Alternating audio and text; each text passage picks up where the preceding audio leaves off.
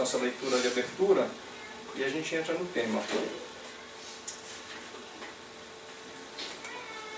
Primeiro parágrafo, sem muitos detalhes. Observações preliminares. As pessoas alheias ao espiritismo, não lhe compreendendo nem os objetivos nem os fins, dele fazem quase sempre uma ideia completamente falsa.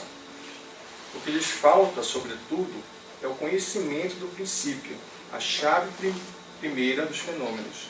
A falta disso, o que veem e o que ouvem, esse proveito ou é mesmo se interesse para eles. A experiência tem demonstrado que apenas a visão ou o relato dos fenômenos não bastam para convencer. Aquele mesmo que é testemunho de fatos capazes de confundirem, fica mais espantado do que convencido. Quanto mais o efeito parece extraordinário, mais dele se suspeita. Somente um estudo prévio, sério, pode conduzir à convicção. Frequentemente basta para mudar inteiramente o curso das ideias. Em todos os casos, é indispensável para a compreensão dos mais simples fenômenos. A falta de uma instrução completa, um resumo sucinto da lei que rege as manifestações, bastará para fazer considerar as coisas sob seu verdadeiro aspecto, para as pessoas que nela ainda não estão iniciadas.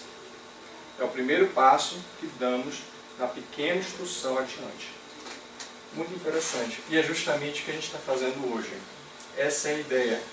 Muitas pessoas aqui, não sei vocês, mas muitas pessoas entram no centro espírita já para ver os fenômenos, para ver as reuniões mediúnicas. Alguns ficam até decepcionados, que chegam e falam, nossa, tanta luz, tudo claro, cadê? E, na verdade, uma casa séria, um centro sério, a gente tem uma preocupação muito grande em relação ao estudo, em conhecer essas obras, em conhecer o projeto do Espiritismo, para mais adiante começar a trabalhar pela mediunidade. Então, eu acho que é importante esse momento agora para a gente aprender um pouco sobre o Espiritismo. Primeira pergunta aqui para todos. Quem já leu as 5 obras, ou as 7, né? Vamos colocar aqui as 7 obras de Kardec. Alguém já leu todas? Eu já. A teacher aqui, né? Ela é professora, né? É a idade mesmo. Boa, Ivone. Alguém já leu uma obra? Sim. 4. Quem já leu pedaços das obras? Então, acho que a maioria é isso, né? Acho que a gente acaba lendo... 5. A gente acaba lendo um pedaço das obras.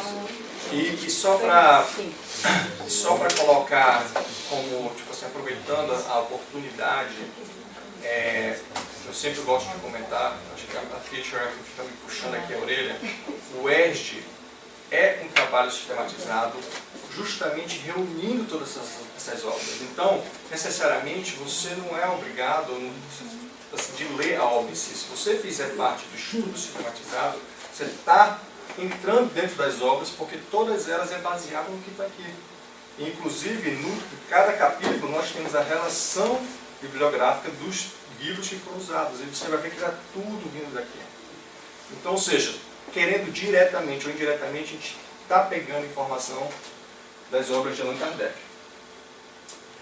Então, muita gente pega e fala assim, são as 5 obras de Allan Kardec.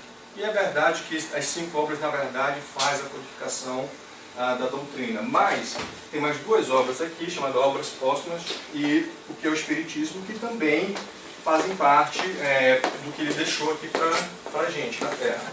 Então eu vou falar praticamente das 7 obras hoje à noite, para dar uma visão a todos. Então vamos começar com a primeira, o Livro dos Espíritos. Este foi a primeira obra, reunindo os ensinos dos espíritos superiores, através de médiuns de várias partes do mundo. Desde 1857, data da primeira edição francesa, estruturada em 4 partes e contendo 1019 perguntas. Independentemente de crença ou convicção religiosa, a leitura do Livro dos Espíritos será de imenso valor para todos, porque trata da lei única de Deus. Deixa eu falar um pouco desse livro aqui, Livro dos Espíritos. o que aconteceu? Naquela época, o Kardec começou, né, com a curiosidade. Foi os efeitos mediúnicos acontecendo na época, e a gente vai falar mais um pouco sobre isso quando a gente falar do livro dos médiuns. E ele lançou uma revista, que é a Revista Espírita. Foi aí que começou a ideia e a comunicação, eu falo comunicação, não é comunicação com os espíritos, mas é comunicação entre as pessoas, né? Com isso, duas médiums na França, e depois se juntaram mais duas, e no final fecharam-se com 5, na idade de 14 a 20 anos de idade. Ou seja, pessoas novas, sem muita... E você parar para pensar, meados do século XIX, crianças de 14, 19 anos são crianças. Não são crianças de hoje que 14 anos são adultas. Então naquela época eram pessoas realmente, verdade, super ingênuas, vamos dizer assim, ingênuas para a idade que tinham na época, né? E junto com o apoio delas, saiu a primeira edição do Livro dos Espíritos com 501 perguntas e respostas. Foi assim que Kardec começou o Livro dos Espíritos. Um ano após, e aí o que aconteceu? Com esse livro, com 501 perguntas e respostas, foram começando as pessoas a conhecer mais sobre o Espiritismo. Até então era o primeiro livro, e junto com a Revista Espírita, que era mensalmente, que isso, na verdade, ajudou muito, outros médiuns foram se juntando ao movimento. Um ano após a primeira edição, Kardec lançou a segunda, já com 1.019 perguntas, e 18 países participaram, ou seja, médiuns, tanto na Europa como nas Américas. Eu não conheço nenhum relato do Ocidente, do Oriente, mas pelo menos todos os livros que eu li e as pesquisas que eu fiz foram a Europa e as Américas. 18 países participaram desse movimento, com vários médiuns pelo mundo afora. Segundo diz o relato, mais de 1.000 médicos, eu fiquei páginas com vários países. Isso. Então foram organizadas 1.019 perguntas. Aqui vem a primeira curiosidade, que na verdade não tem nenhum fundo místico ou nada, mas na verdade o que acontece foi o seguinte, que Kardec esqueceu a questão 1010. Se você, 1011, desculpa, se você ler o Livro dos Espíritos, vai dar 1010 para 1012. Não existe a questão 1011. Por isso que a gente fala que são 1.019 perguntas e respostas, mas no entanto são 1.018. Não existe a pergunta 1012. E isso aí ele assumiu depois na Revista Espírita, que foi um esquecimento, que não tem nada a ver. O Livro dos Espíritos foi editado 14 vezes, em 14 edições, e sempre deixaram essa pergunta de fora. Eles não quiseram alterar o erro, o equívoco que Kardec teve. Interessante isso, né? E não tem nada, ele mesmo assumiu, foi um lapso na hora lá que acabou não saindo. Coincidência ou não, eu estava viajando essa semana e eu estava em Dallas. Fui para o terminal D, olhei a passagem, estava estudando para a palestra de hoje, né? 1010. Fui para a palestra, olhei minha passagem, D26. Estava atrasado, já tinha outras complicações de voo, saí correndo. Quando eu chego lá, D25, D27.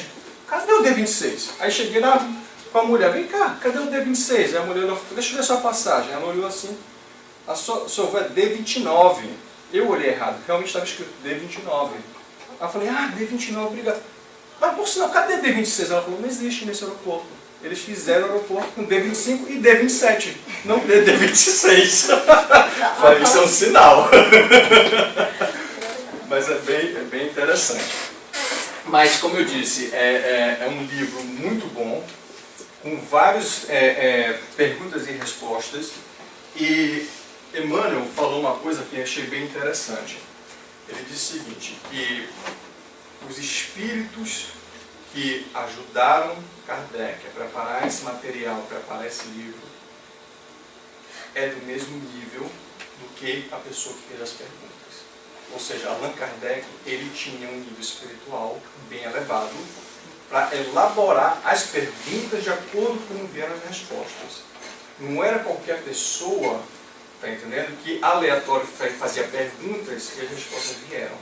Kardec, ele foi muito bem preparado, tanto como encarnado, como antes de encarnar, para essa missão. Está entendendo? Para o nível de perguntas que ele colocou nesse material. E os espíritos, de fato, responderam ao mesmo nível. Então, eu achei bem interessante. Outra coisa que Emmanuel colocou também, e outros, não só Emmanuel, mas já outros espíritas, como Chico Xavier e Divaldo Franco, foi que as anotações que Allan Kardec colocou na segunda edição e em diante, também é de grande serventia. Na primeira edição não tinha os comentários de rodapés com o que Allan Kardec interpretava daquelas perguntas e respostas que vieram, a interpretação dele. Isso começou a partir da segunda edição. Mas também de alto nível moral, filosófico, de conhecimento. Realmente, tipo assim, algo que alguém com uma elevação espiritual muito acima para conseguir chegar naquele contexto e naquela informação. Então, ou seja, não só as perguntas e respostas que vieram diretamente do plano espiritual, mas com um rodapé com as informações de Kardec. Que, por sinal, segundo a história, ele não era um médium de psicografia, ele não tinha a parte da visão, só que ele tinha uma intuição muito grande. E por ser um espírito altamente elevado, a intuição, junto com a influência espiritual que a gente sabe que acontece, ajudaram ele com certeza nessa obra. Então são coisas que a gente tem que colocar aqui, que fez parte da criação. Deixa eu ver aqui se eu estou... sim, deixa eu fazer mais um comentário. Deixa eu ver se foi...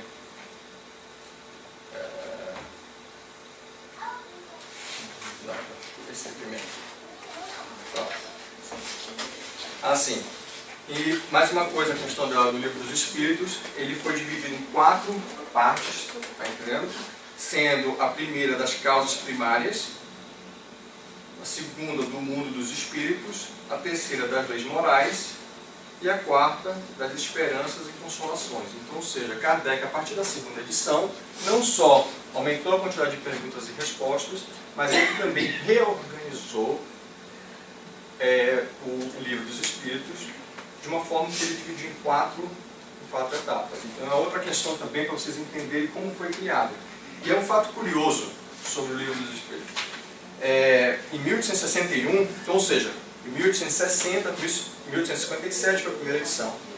Em 1860 foi a segunda edição. Em 1861, um caso interessante aqui, um espanhol pediu lá de Barcelona 300 volumes do Livro dos Espíritos. E esses livros foram barrados pela alfândega. Não deixaram entrar. E aí, naquele momento, em Barcelona, foi decretado, conhecido como o Auto de Fé de Barcelona, que foi a destruição desses 300 livros do Livro dos Espíritos que tinha sido mandado para a Espanha e nunca chegou na mão das pessoas. E em 9 de outubro, que aconteceu isso, desculpa. Em 1864, ou seja, isso foi em 61, 64, 3 anos após, a Igreja Católica também incluiu como sendo uma obra proibida dos fiéis da Igreja Católica para ler. Está dizendo aqui, Index Liberum Prohibitorum, que o Livro dos Espíritos foi catalogado, segundo os católicos, como uma obra da não leitura, para uma obra satânica. Olha só como é que estavam vivendo naquela época, meados do século XIX, e onde Kardec estava naquele momento, né? Bem interessante isso. Fora a Ivone que leu todos, qual será o segundo? O livro dos... O que é Espiritismo? O que é o Espiritismo? Foi a segunda... até aqui, eu fiquei com a segunda ali. Estraguei a brincadeira, todo mundo já está vendo a sequência. Mas o que é o Espiritismo? Foi a segunda obra de Kardec. E ele fez essa obra assim, uma forma de justamente começar a esclarecer o que é o Espiritismo, qual é a ideia da filosofia, da ideia como eu disse, ele não tinha feito ainda o Livro dos Médiuns, Mas os fenômenos mediúnicos já estavam acontecendo e ele já vinha estudando. Fazendo 2 anos que Kardec vinha estudando os efeitos mediúnicos. Então ele já estava convicto, mesmo que o livro dos médiuns não estava pronto ainda, ele já estava convicto que a mediunidade existia, a comunicação com os espíritos acontecia, que a lógica existia, e aí ele falou assim, peraí, deixa eu criar aqui o o que é o Espiritismo para explicar tudo isso. Foi a forma dele de meio que resumir, sintetizar o que ele estava enxergando. Então, é uma síntese do livro dos Espíritos, que já existia, e ao mesmo tempo, os fenômenos mediúnicos, ele também tentou simplificar através desse livro. Aí sim, vem o livro dos médiuns.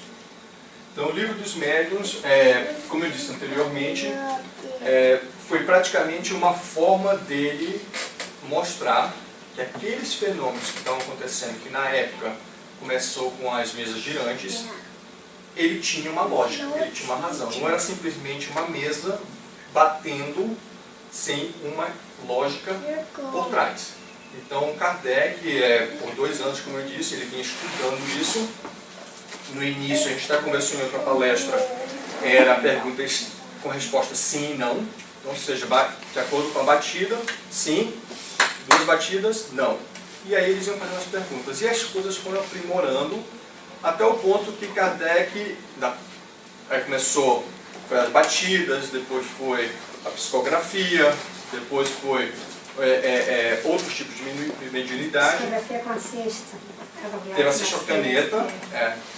Na verdade, a cesta com a caneta foi apontando as letras. Então não chegou a ser a psicografia.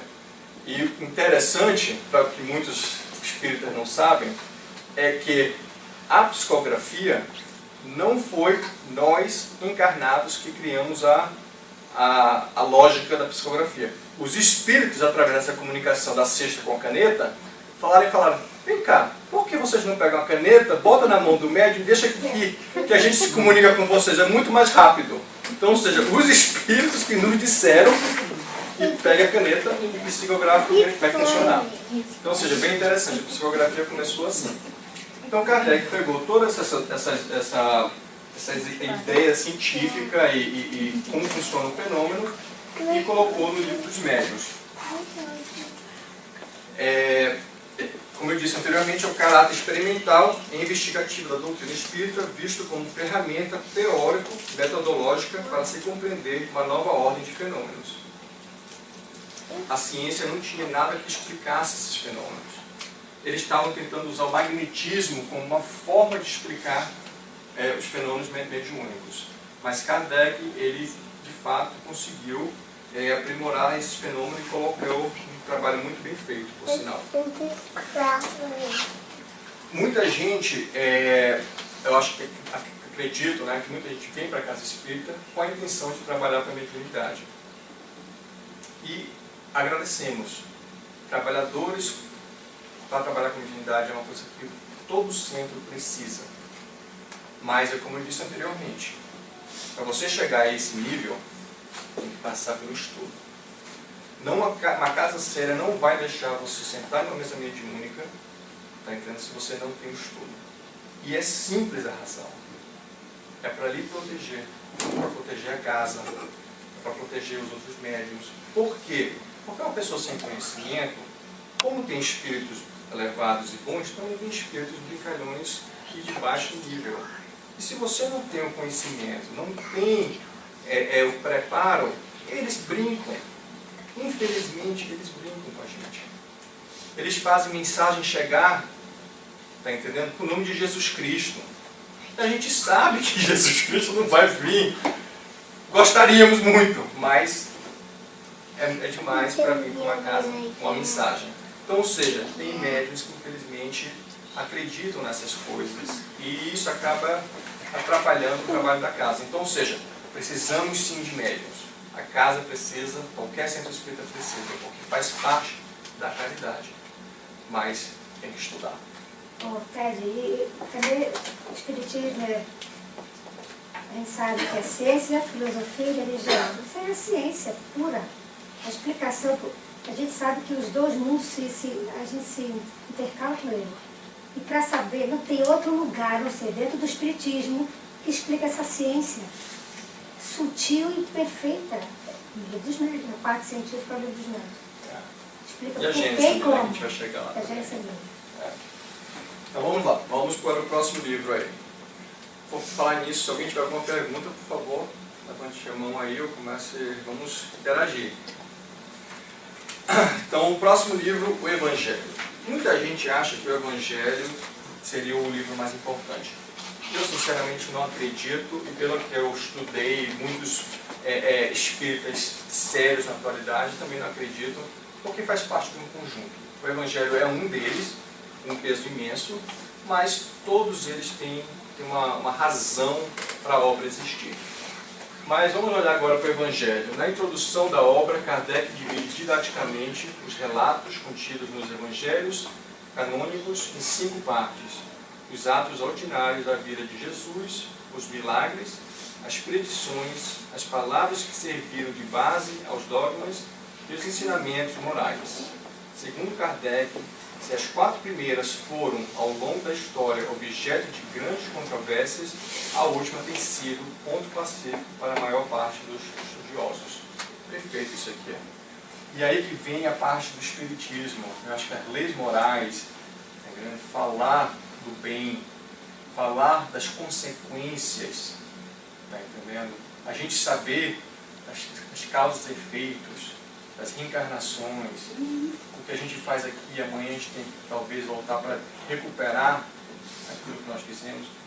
Então Kardec, eu acho que foi muito bem, eu acho que como ele dividiu, e sendo a última, como ele mesmo disse aqui, os ensinamentos morais, o ponto positivo, nenhuma religião vai contra isso, eu acho que foi assim, para mim, um dos momentos mais importantes do Evangelho.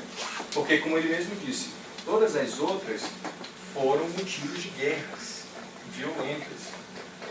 Uns não acreditavam em Jesus, uns não acreditavam nos milagres de Jesus, uns não acreditavam nas outras religiões e tudo mais. Então, ou seja, o Evangelho, segundo o Espiritismo, ele de fato, que é também outra coisa interessante, ele pode ser uma leitura para uma pessoa espírita e para uma pessoa não espírita. É um livro muito vendido. Muita gente tem esse livro na cabeceira da cama, mesmo a pessoa nunca ter entrado no centro espírita.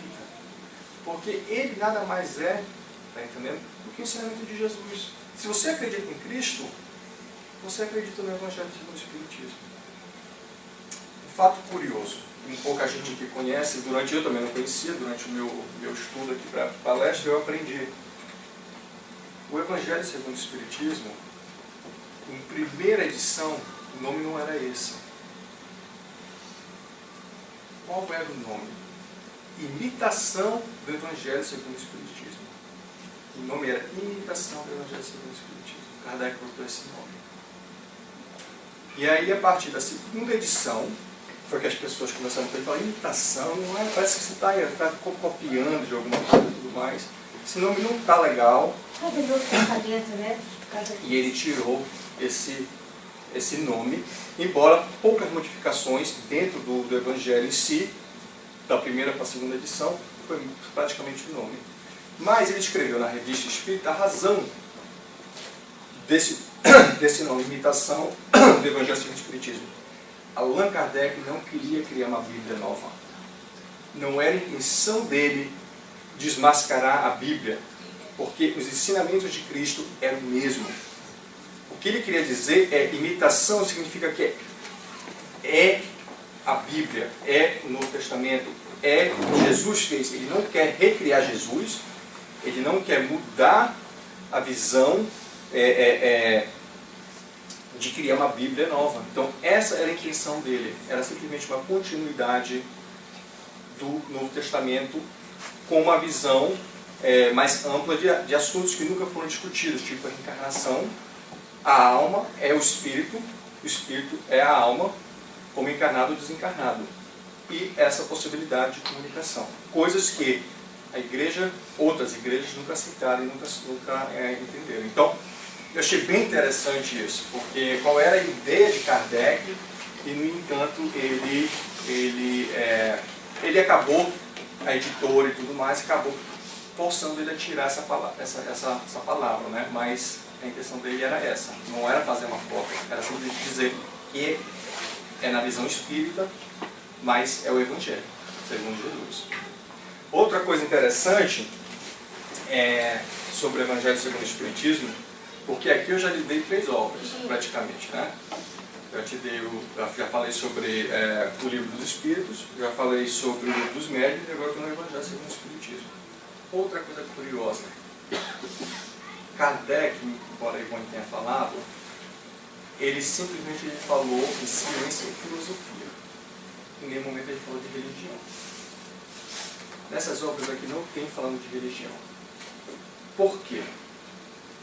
Porque Kardec tinha muito medo, porque religião naquela época, meados do século XIX, era templos, era estruturas hierárquicas.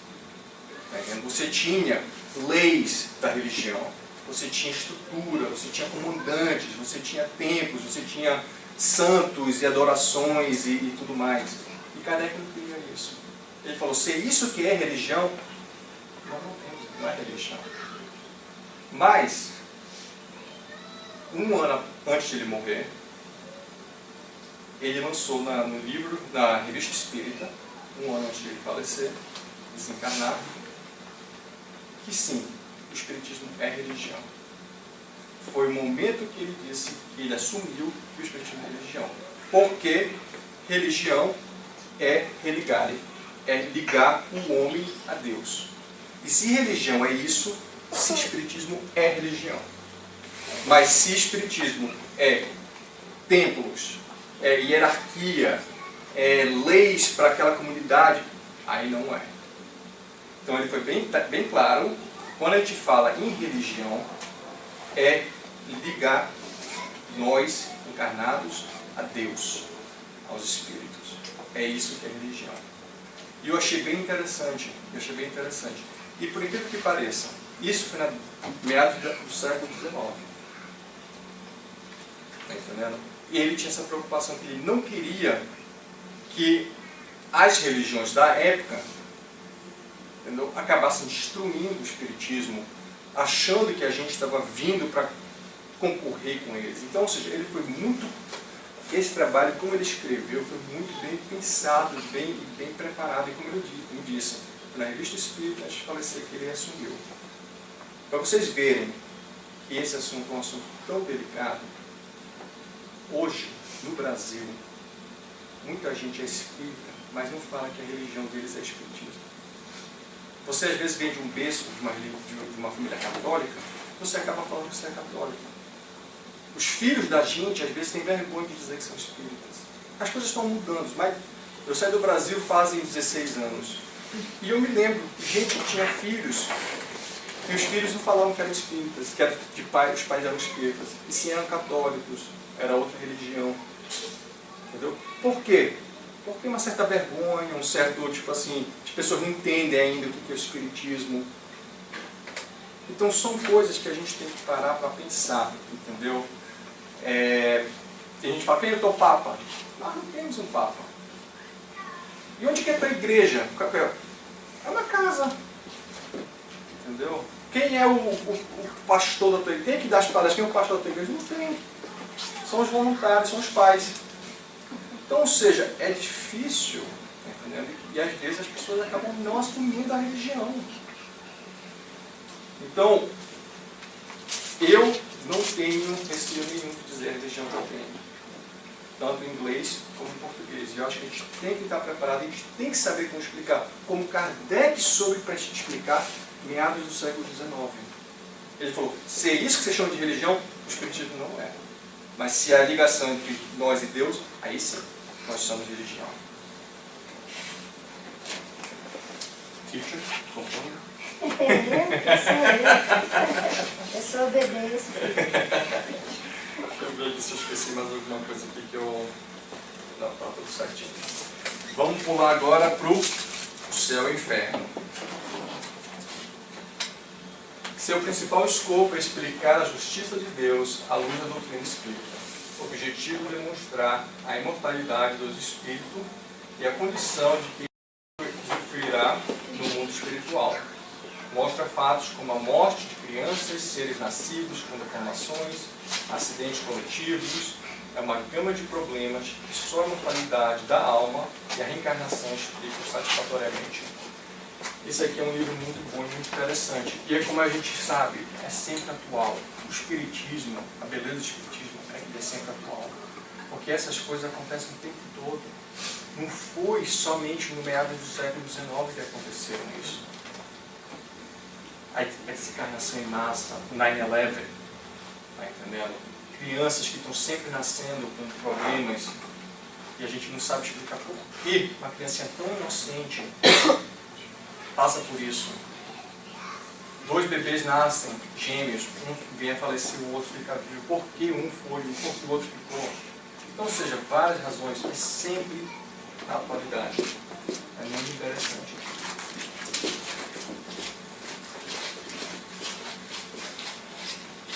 Kardec, quando ele preparou o céu e o inferno, ele dividiu o livro também em partes. E aí, o que aconteceu? Nesse caso aí, ele dividiu a primeira parte, que era explicando isso, a questão da morte, da reencarnação, dos demônios, dos anjos, do inferno, que foi a primeira parte que ele escreveu. A segunda parte, ele simplesmente pegou fatos reais e colocou no livro. Tipo o quê? A comunicação com espíritos, ele pegou gente que se suicidou, tem relatos de como aquele espírito, depois de desencarnado, qual foi a reação dele no fato do suicídio. Ladrões, pessoas que roubaram, fizeram mal. Então, tem relatos de pessoas, como foi quando chegou lá do plano espiritual. Pessoas boas, crianças, velhos. Então, a segunda parte do Céu e Inferno é um relato real do que aconteceu com espíritos através de comunicação mediúnica. A Gênese. Esse aqui é um livro para os estudiosos. Não é fácil de entender esse livro, então é bem complicado. Mas no ESG simplifica, né, Mônica? A gente consegue ler de vez em quando. De vez em quando a gente voa aqui, né? Quando a gente entra na tabela periódica tem no ESG. A gente aprendeu aqui outro dia, não foi? Mas é bem interessante. Então a Gênese na primeira parte, analisa a origem do planeta Terra de forma coerente, fugindo das interpretações misteriosas e mágicas sobre a criação do mundo. Isso aqui é bem interessante, né? Porque tem religiões que colocaram a Terra como nasceu de algumas coisas que a gente hoje em dia, a ciência mesmo já questionou, já meio que quebrou esse pensamento, mas é bem interessante como Kardec colocou. Então, nada misterioso aí. Em sua segunda parte, aborda a questão dos milagres, explicando a natureza dos fluidos e os fatos extraordinários contidos no Evangelho. Então, ou seja, fala bastante sobre Jesus, né, e os milagres que aconteceram na época que ele estava aqui. E eu achei bem interessante que Kardec ele falou que milagres são fenômenos normais. Porque, como eu disse anteriormente, né, existe toda uma causa e efeito. E como a gente sabe que a vida tem uma razão para ser, aquele milagre na verdade não é um milagre, entendeu? É um fenômeno normal que está acontecendo. Através de uma mediunidade, de uma pessoa altamente, com uma elevação espiritual altamente superior. Então essas coisas acontecem, entendeu? O magnetismo, a vontade, a fé. É o nosso passe que a gente faz, entendeu? Então, ou seja, essa troca de energia. Então, tudo isso aí não é que não seja milagre, é de fato um fenômeno normal. E na terceira parte enfoca as predições do Evangelho, os sinais dos tempos e a geração nova. Que marcará um novo tempo no mundo com a prática da justiça, da paz e da fraternidade. Então é um livro muito bom, como eu disse, é um livro meu que é um livro um pouco complexo, mas de fato ele vem esclarecer bastante e tem bem a parte científica aqui também na Gênese. Então quando ele fala da Terra, ele fala também dos planetas, do universo, dos fluidos. Então, ou seja, Tem muita gente que vem para o centro espírita através da curiosidade científica. Gênesis é um livro que pode lhe trazer várias perguntas e respostas em relação a isso, junto com o livro dos Espíritos, é claro. E a nossa última obra, que eu vou colocar hoje aqui, é as obras póstumas. Isso aqui aconteceu, na verdade, após o desencarne de Kardec. Os amigos dele, espíritas, na época, estavam fazendo esse trabalho junto com ele, lembrando a todos que, claro que o Allan Kardec foi nosso codificador, mas tinha uma equipe toda junto com ele trabalhando em cima disso. Então o espiritismo naquela época já estava crescendo, já tinha centros e tudo mais, e várias dessas pessoas, Camille Flammarion, sendo um desses, juntou várias coisas que Allan Kardec nos deixou, e ele acabou publicando esse livro. Então o livro começa com uma bibliografia da vida de Allan Kardec, mas posteriormente várias coisas que Kardec deixou, dando base inclusive a vários centros espíritas.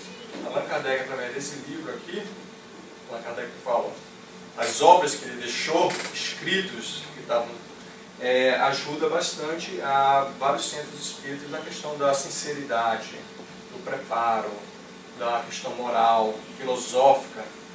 Então, é uma obra muito bonita e foi feita após o desencarne dele. Tem gente que comenta que é relevante, mas tem gente que comenta que Chico Xavier e Kardec têm uma ligação que pode ser a mesma pessoa, pode não ser, e que meio que Chico continuou essas obras de Kardec. Isso aí pra gente não faz muita diferença. Não, eu acho que eles falam isso. Não, pois é, por isso que eu estou fazendo um comentário. Mas você tem que desencarnar para reencarnar no princípio do século, para dar continuidade à sua obra. isso. Quem foi que reencarnou no princípio do século com tanta magnificência? Chico Xavier.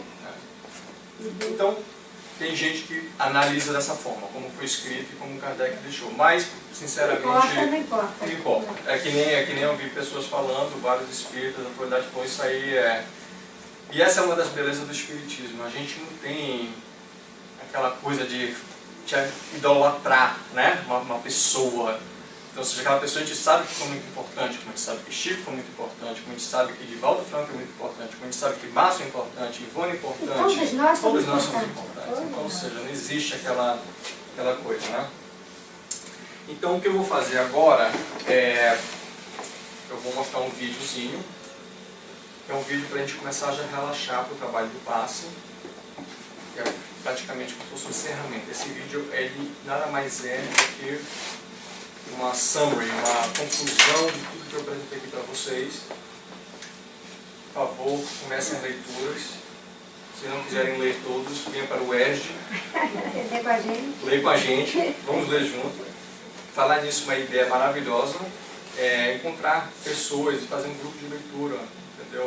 O Márcio gosta muito de fazer capítulos aqui, então as palestras do Márcio são muito boas, porque ele pega capítulo do Evangelho e ele trabalha bem em cima dos capítulos. Mas grupo de leitura, são coisas maravilhosas que podemos fazer juntos. Tá bom? Então vamos aproveitar o vídeo, depois fazer uma precezinha rápida para o passe, vamos fazer o passe e a gente encerra com uma prece final. Só lembrando que quando nós pegarmos as crianças, o que quer, elas ficam aqui depois do passe para fazer a prece final com os pais.